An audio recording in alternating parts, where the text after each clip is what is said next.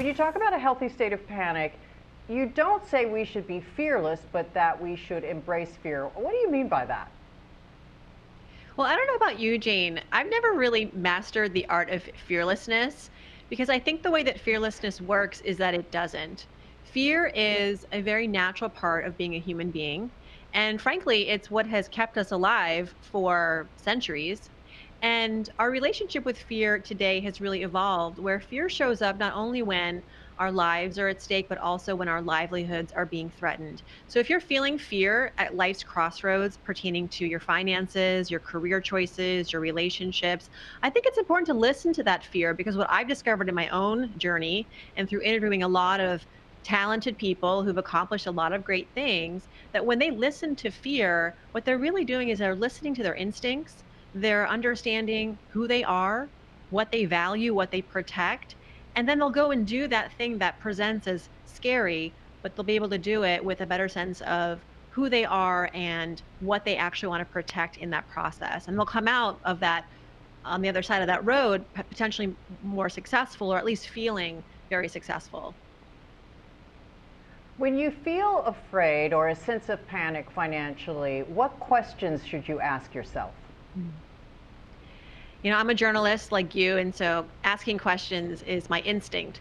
And I think we can all do this. And when fear shows up, whether it's the fear of rejection or uncertainty, I cover many fears in the book. It's important to ask questions, and especially when you fear money or your relationship with money, whether you're worried about a recession or you're worried about talking about money with your partner or just, wondering, will I ever have enough to get out of debt? It's important to ask your fears, where do you come from? So what you might discover under that through that unpacking is that your fears are actually inherited from external influences, your family growing up, the culture you grew up in, the media. I also think it's important to ask fear, what do you want me to protect? If you're fearing investing in the stock market, maybe it's because part of you wants to protect your success, right? You don't want to lose money, which is understandable. But the solution is not to not invest because that's actually losing money. The solution is to get educated and understand that the market is volatile. It's just part of what the market does. It goes up, it goes down. But when you invest over the long run, when you're in a diversified portfolio, you have a much higher chance of success. Yeah, and overcome that fear of the unknown, which so many people who haven't gotten in the market are like, well, where do I start? Well, you just have to start. You write in the book hilariously about how you've grown up as a scaredy cat. What was the moment when you decided to turn and face your fear and make it a friend? You almost speak of it as a person. Yeah, I have to personify things sometimes to really feel like I can get a handle on my emotions. And I think fear is one of those emotions that without us sort of taking control and being the adult in the room, it can definitely ride us over. And throughout my youth and even into my 20s and early 30s, I don't think I had the healthiest relationship with fear insofar as I allowed it to keep me stuck. I allowed it to uh, inspire impulse moves. And just, I hit a lot of dead ends. And ultimately, it was when I realized that slowing down and recognizing your emotions, even the bad ones, can be positive. There's a whole body of research behind this. It's not just me saying this. It's science as well, that when we are more in touch with all of our emotions, that the goal isn't just to be happy all the time, that when you're sad, feel it, look at it. When you're angry, feel it, experience it, unpack it. Fear, similarly, it's important to be in touch with all of your emotions because that's where you start to really have a more emotional intelligence around who you are, what you care about, what's important to you. And I think it's just, I know I got to a point where I realized I'm going too fast with fear. I need to slow down and understand what it's trying to teach me. I got laid off in 2009 during the Great Recession. That was a terrifying moment. And the impulse with that fear may have been to just try to scramble and find another job, which, by the way, did not exist back then. But I decided to take a bit of time and think about what fear was really trying to guide me towards, which was ultimately doing my own thing and being more in control of my career destiny. What I was really fearing was the uncertainty during that time. And so fear was telling me, try to find what is certain in your life and what you can control. which is not the stock market, which is not the job market, but what about your own talents and how you apply them?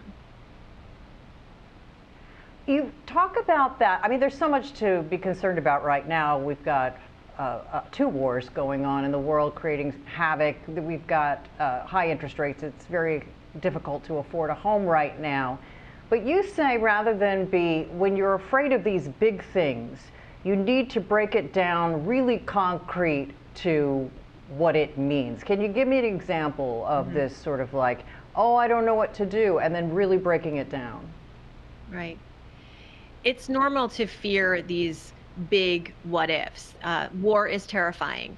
Investing, the stock market is uncertain and that scares us. The economy is uncertain and that scares us. And I think the healthier way to react and relate to your fears here is to sort of distill the fear, make it very, very personal. So rather than living in the what ifs, this sort of nebulous what ifs, the abstract, if you are afraid, let's say, of a recession, better to think about what might happen in your personal financial life at home if you, say, lost a job tomorrow, lost your job, or your partner lost their job tomorrow in a potential recession. I think when we can get very specific and personalize the fear and how it would manifest in our lives, we're more likely to do something about it. We're more motivated to, whether it's like get educated, start looking at our budget, start to have conversations with our partner and our employer about these what ifs. And then what you've done essentially is you've taken this fear and you've used it as a tool to help you map out a roadmap in the event that something like this may happen. It's really a fear here. It's an opportunity to see how it could manifest in your personal life. When fear enters our brain, particularly financial fear, we don't like it, but the benefit of that is that our brain is prompted to find a lasting cure. And usually that cure is to make a plan, get educated. I mean, you also talk about, when facing a fork in the road, doing a worst case scenario. Can you give me an example in your life where you had this decision and you went through a worst case scenario play out? Well, oh gosh, where to begin? There was a point in my career when I was focused too much on just trying to make money. And actually, I was quite young. I was in my 20s, and I was, understandably, I was trying to make a lot of money so that I could pay off my student loan debt and make a living in New York City. I was afraid of not having enough, and there were periods where I would look at my bank account and wondering, why don't I have enough money saved? I'm working my tail off. And it was because I wasn't afraid of something else, which is, how I'm going to be able to live below my means. The fact that money it could escape me, that if I'm not conscious of my spending, I could end up spending on frivolous things and things that weren't meaningful to me. And so um, I thought the worst case scenario was not making enough money, when maybe the worst case scenario was making money and not spending it wisely. Sometimes we have to hold these two fears in balance and make sure that if you're somebody that's focused solely on earning, that you're also maybe focused too on how you're spending and managing that money, because it's almost as important, if not more important. So that's one example. Another example is I was dating, and I was an ambitious woman, financially ambitious woman, and I was striking out on the dating field because, for whatever reason, I think for some men in my cohort, meeting a woman who was vocal about being financially ambitious and career ambitious wasn't their cup of tea. And I was told this by many people to just, tone it down, you're too much. And I did for a while. Allowed that fear to sort of keep me, make me small on the dating field. And first dates never turned into second dates. And, Jane, ultimately, I just got really tired of that, because it turns out when you bring your financial fears uh, to a dining table in a restaurant in New York, it's exhausting. And I realized that, I was afraid of rejection and loneliness as a result of being my ambitious, financially ambitious self. But I wasn't afraid of something even more terrifying, which is that along the way, I was becoming a shell of a person. I was becoming someone that I didn't recognize, I didn't like, and I was missing out on my full potential. And focusing on that far more scarier outcome was the wake up call that I needed to realize I'm enough, and being financially ambitious is nothing to be ashamed of. And, I'm married now for 11 years. Things will work out. So, just for anyone out there that's concerned about that. But, I wasn't planning on telling this story on CNBC, but here we are.